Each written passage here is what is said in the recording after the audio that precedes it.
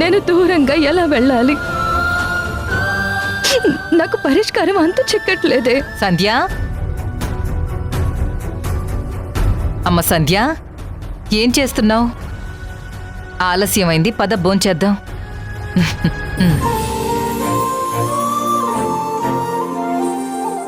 చూడమ్మా, నువ్వు లేకపోతే పాప అమ్మ కోసం ఎంత ఏడ్చేది. ఇప్పుడు నువ్వు ఉన్నావు కాబట్టి నిన్ను చూస్తూ నువ్వు ఎత్తుకోబట్టి కామ్గా ఉంది. అమ్మ లేని లోటు తెలియకుండా చేస్తున్నావు. 4 వారాలంటే పసిపాప ఎలా ఉంటుంది చెప్పు? నేను ఎంత చేసినా నానమ్మనవుతాను కానీ అమ్మనైతే అవ్వలేను కదా. వింధ్య స్థానం భర్తీ చేసేది నువ్వొక్కదానివేనమ్మా. త్వరగా రా, భోంచేద్దాం.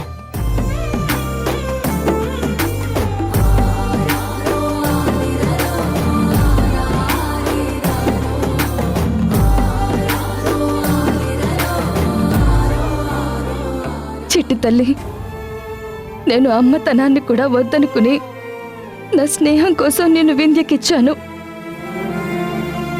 అయినా వింధ్య నా వ్యక్తిత్వాన్ని ప్రశ్నిస్తుంది. నీ మీద ఒట్టేసి చెప్తున్నాను తల్లి, నాకే పాపం తెలీదు. వింధ్యకి ఎలా చెప్తే అర్థమవుతుంది? ఇప్పుడు నీ కోసం ఇక్కడికి వచ్చాను కదా, నా మీద మీ అమ్మకి ఇంకా ద్వేషం పెరుగుతుంది.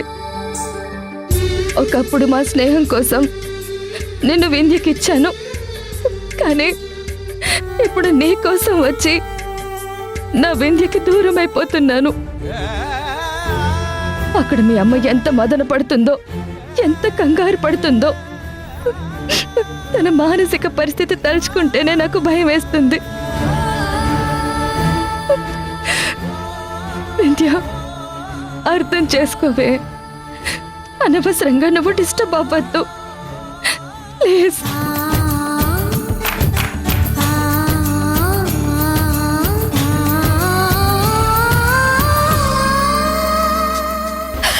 భగవంతుడా, నన్ను తీసుకొచ్చి ఇలా కట్టేసావే. పోయి నా కాలు ఇప్పుడే పోవాలా? విరిగితే విరిగింది కానీ 4 వారాలు నేను ఇక్కడ లాక్ అవ్వాలా? అక్కడేమో మా ఆయన తన ప్రియురాలనేమో ఇంటికి తీసుకెళ్లారు. ఈ విషయమేమో మా అత్తయ్యకి తెలీదు. వాళ్ళ మధ్య ఏం జరుగుతుందో ఏంటోనని తలుచుకుంటేనే నాకు భయంగా ఉంది. భగవంతుడా, ఇక్కడి నుంచి నేను ఎలా బయటపడాలి?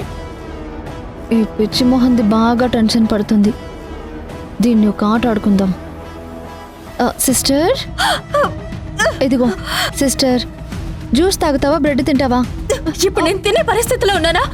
నీకంతా తెలిసి కూడా నా పరిస్థితి చూసి వెటకారం చేస్తున్నావా? చ అలా కాదు సిస్టర్. ఇక్కడ కూర్చొని జ్యూస్ తాగడమో లేకపోతే ఫ్రూట్స్ తినడమో తప్ప మనం ఇంకేం చేయలేం కదా. అక్కడ మా ఆయన తన ప్రియురాలతో ఇంటికి వెళ్ళాడు. వెళ్ళనివ్వు సిస్టర్, అయినా నువ్వేం చేయగలవు? డాక్టర్ ఏమో 4 వారాల వరకు నువ్వు ఇక్కడ నుంచి కదలకూడదు అన్నారు. మా అత్తేమో అసలు విషయం తెలుసుకోకుండా నువ్వు ఎవరినైతే కలవకూడదు అనుకుంటున్నావో వాళ్ళిద్దరిని కలపడానికి ఏకంగా ఇంటికే తీసుకెళ్ళింది. ఏ పాపం చూసుకోవడానికి సంధ్య ఒకతే ఉందా? అవసరమైతే నేను లేనా? కానీ సంధ్య మాత్రమే కాదంట. ఆవిడ పాపం చూసుకుంటుందో లేదా బావను చూసుకుంటుందో. ఈవిడ కూడా రా అనగానే ఒప్పుకుంటూ వెళ్ళిపోయింది. కానీ నేను రాను అని అనలేదు, వద్దు అని కూడా అనలేదు. వాళ్ళు రా అని మొహమాటానికి అన్నారే అనుకో. ఈవిడ గారు ముందో వెనక అని కూడా ఆలోచించకుండా వస్తాను అనుకుంటూ వెళ్ళిపోయింది. దేనికోసం? బావ కోసం. నువ్వు ఇన్ని రోజుల నుంచి వాళ్ళిద్దరూ కలవకుండా అడ్డుగా ఉన్నావు. ఇప్పుడైతే వాళ్ళిద్దరి మధ్య ఏ అడ్డంకులు లేవు కదా. సీక్రెట్గా హోటల్కి వెళ్ళో ఎక్కడికో వెళ్ళో కలవాల్సిన బాధే లేదు. ఏ రెస్టారెంట్కో తిరగాల్సిన పని కూడా లేదు. హాస్పిటల్ అని అబద్ధం చెప్పి బయట కలుసుకోవాల్సిన బాధ కూడా లేదు. అన్ని సమస్యలు సాల్వ్ అయిపోయాయి. నీ బెడ్రూమ్లో నీ బెడ్ పైన బావా సంధ్య ఇద్దరే ఉంటారు. హ, ఇక వాళ్ళ ఏకాంతానికి ఆ వదులే లేవు. హా. అమ్మో, టైం చాలానే అయిపోయింది. ఈ పాటికి నాకు తెలిసి సంధ్య కొత్త చీర కట్టుకుని అందంగా నీ పడక గదిలోకి వచ్చి ఉంటుంది.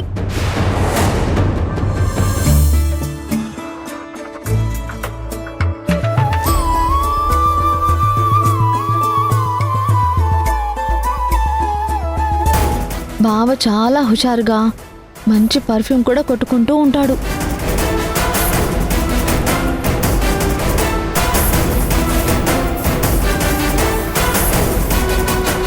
సంధ్య నీ బెడ్ పైన పిల్లోస్ బెడ్షీట్స్ అన్నీ సర్దేసి అక్కడున్న నీ ఫోటో చూడనివ్వకుండా పక్క కూడా తిప్పేసి ఉంటుంది.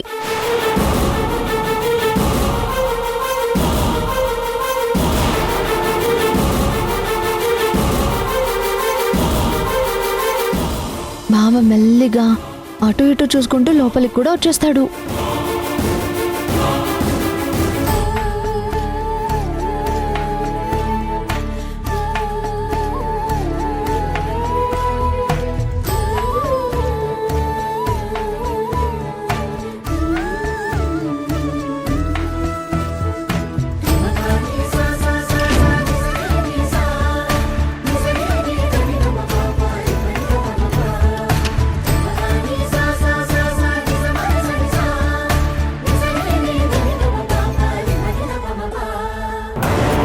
ఇప్పుడు సంధ్య హస్కీ వాయిస్తో రాజేష్ గారు ఇంట్లో ఎవ్వరూ చూడలేదు కదా అని అడుగుతుంది.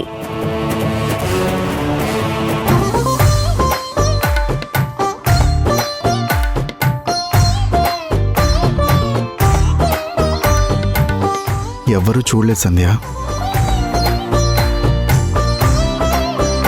మన ఏకాంతాన్ని ఎవ్వరూ డిస్టర్బ్ చేయరు.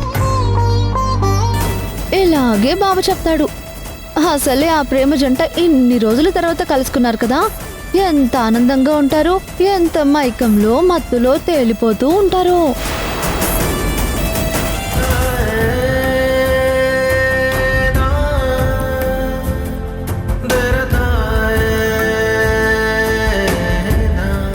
ఏంటండి అలా చూస్తున్నారు? నిజం చెప్పనా, ఈ ఇంట్లో వింధ్య ఉండటం కంటే నువ్వుంటేనే బాగుండేది. నాకు వింధ్య అంటే అస్సలు ఇష్టం ఉండదు.